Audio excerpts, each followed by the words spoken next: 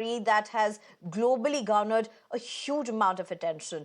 A 17-year-old student, Dylan Butler, fatally shot a fellow 6th grade student and injured 5 others before taking his own life.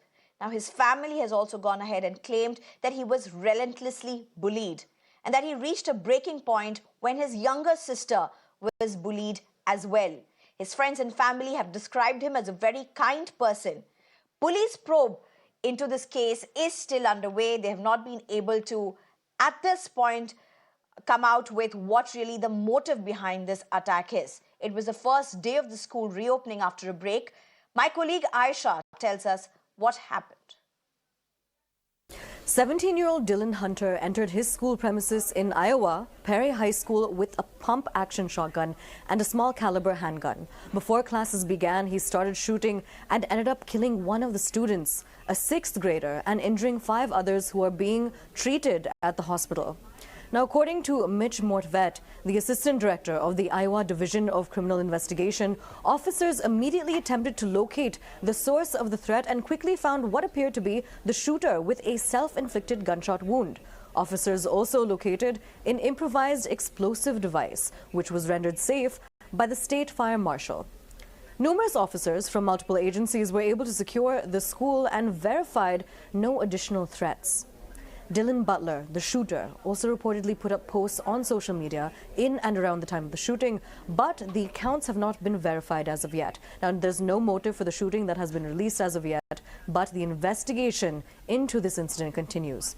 It was the first day of school for the students after the winter break, and now it will be remembered as a tragic day in history, especially for the family of the 6th grade student who was killed. The White House has called on Congress to act on laws that would halt incidents like this. But the Second Amendment of the United States Constitution, which states that citizens have the right to bear arms, has made it difficult for any gun control legislation to be passed on a national level. Gun control laws are state-based and often differ based on political perspectives. The gun lobby in the United States is one of the biggest lobbies that exists there, and this amendment is frequently touted to defend the right to possess arms. This shooting makes it the 2nd school shooting and the 4th mass shooting that's already taken place this year, 5 days into the year. It might be a new year, but unfortunately, it's the same old story. It's only the 4th day in the year, in the new year, and we are already faced with yet another horrific school shooting. And the question that we ask is, when will enough be enough? And that is heart-wrenching and that is heartbreaking. And as I stated at the top, enough is enough.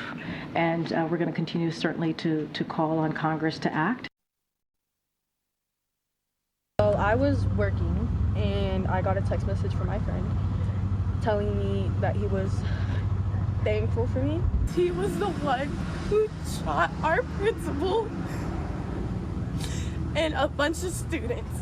But at the end of the day, he's just a kid. He just turned 16. He was the kindest person ever. He was there for us when we needed him, and we tried to be there when he needed us, which clearly we weren't there for him enough. The shooter has been identified as 17-year-old Dylan Butler, a student at Perry High School. Butler was armed with a pump-action shotgun and a small-caliber handgun. Butler also made a number of social media posts in and around the time of the shooting. Law enforcement is working to secure those pieces of evidence. All evidence thus far suggests that Butler acted alone. There are 6 victims, one of them who is deceased. That individual was a 6th grade student at Perry Middle School. The other 5 are being treated at area hospitals. 4 of the surviving surviving victims are students, and the 5th is a school administrator.